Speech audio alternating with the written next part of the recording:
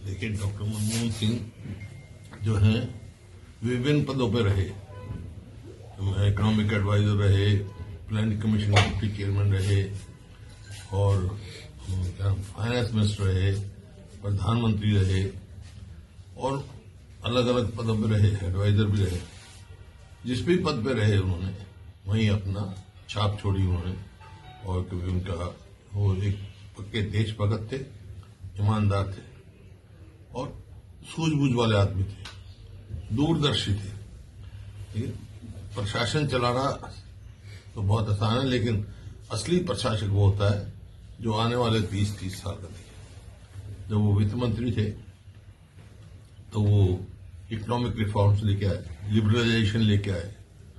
जो पद्धति थी लाइसेंस की पद्धति खत्म करे, लिबरलाइजेशन लेके आए ताकि आपस में वो हो। उससे देश का आर्थिक स्थिति में बदलाव आया और देश ने एक नया रास्ता चुना। उस समय देश आर्थिक संकट में था और इतना गहरा संकट था कि कभी भी देश का दिवाला घोषित हो सकता था। तो डॉक्टर साहब ने उस समय जो वित्त मंत्री थे, खाद की कीमत बढ़ा दी एक। मैं पार्लियामेंट्री फार्मर्स फोरम का सेक्रेटरी था, तो 20-30 सांसद लेके मैं इनके पास गया। मानिए किसान को तो बड़ा मुश्किल हो गया, तो इतनी कीमत बढ़ा दी आपने। और ये हालांकि वो किसान हितैषी थे, तो उन्होंने एक तरफ बुला के मेरे को कहा कि ये काम मजबूरी में करना पड़ रहा है क्योंकि देश का दिवाला पिटने वाला था। सोना भी हमारा बाहर रखा था, आपको याद होगा, तो लाए। लेकिन उन्होंने कहा क्योंकि मैं किसान का हितैषी हूं, छोटे किसान का कम कर दिया उन्होंने। और आहिस्ता आहिस्ता देखा आपने, फिर एमएसपी हर साल उन्हें अच्छा किसान को दिया। किसान के लिए उनकी सदा हो रही कि वो समझते थे कि किसान ही देश की रीढ़ की हड्डी है।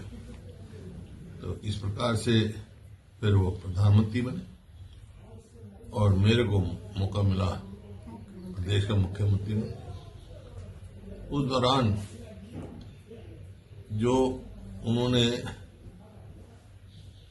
हरियाणा की प्रगति में, तो आज हरियाणा जब हमने डॉक्टर मनमोहन सिंह प्रधानमंत्री नहीं रहे और सरकार दूसरी बन गई, उस समय जब हरियाणा प्रति व्यक्ति आय, प्रति व्यक्ति निवेश में एक, उसमें डॉक्टर साहब की सबसे ज्यादा देन थी।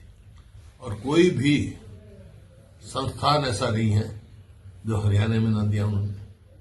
चाहे national institute of fashion technology हो, चाहे नेशनल इंस्टीट्यूट ऑफ डिजाइन हो, चाहे आपका एम्स हो, चाहे आईआईएम हो, मतलब कोई भी आप इंस्टीट्यूट ले, आप कोई चाहे न्यूक्लियर पार्टनरशिप वो हो, ग्लोबल हो, और ये मतलब SEZ की उन्होंने एक कंसीव किया था और फिर जो है IMT बनाए। और पावर, जो कि हरियाणा में बिजली की बहुत कमी थी, 4 थर्मल पावर प्लांट उनके समय में आया। और न्यूक्लियर पावर प्लांट जो 250 मेगावाट देगा, उसमें हरियाणा का हिस्सा है।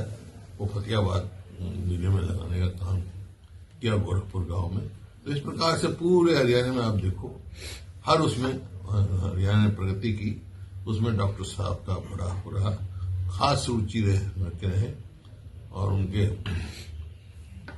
वैसे जब पाकिस्तान से वो आए, पार्टीशन हुआ देश का, तो यमुनानगर में का उनका परिवार वहां भी रहा और कुछ जमीन भी थी उनके नाम, मैंने उनको खरीदी दी।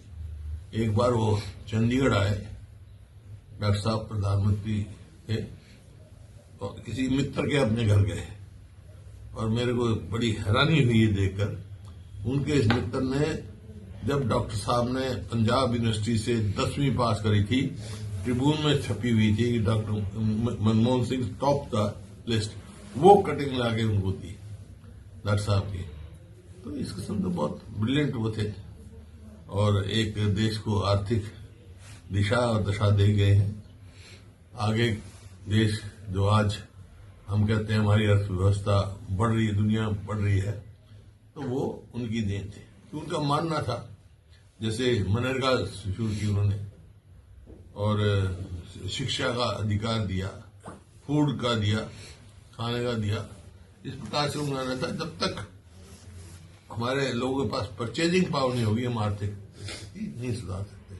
तो बहुत भारी कदम उन्होंने उठाए जो बहुत ही अच्छे सिद्ध हुए और देश का भविष्य बनाने का सिद्ध हुए। तो आज वो नहीं रहे हमारे बीच में, देखिए, लेकिन जो दिशा दिखा के गए हैं वो सदैव रहेगी देश की प्रगति के लिए, वो अनिवार्य है। आज वो जो आया है सृष्टि का नियम है, जाना है, लेकिन कौन क्या पीछे छोड़ के जाता है उसकी मूल्य होती है। जो डॉक्टर साहब आज चले गए, तो जो रिक्त हुआ स्थान उनके जाने से वो भरना नामुमकिन है।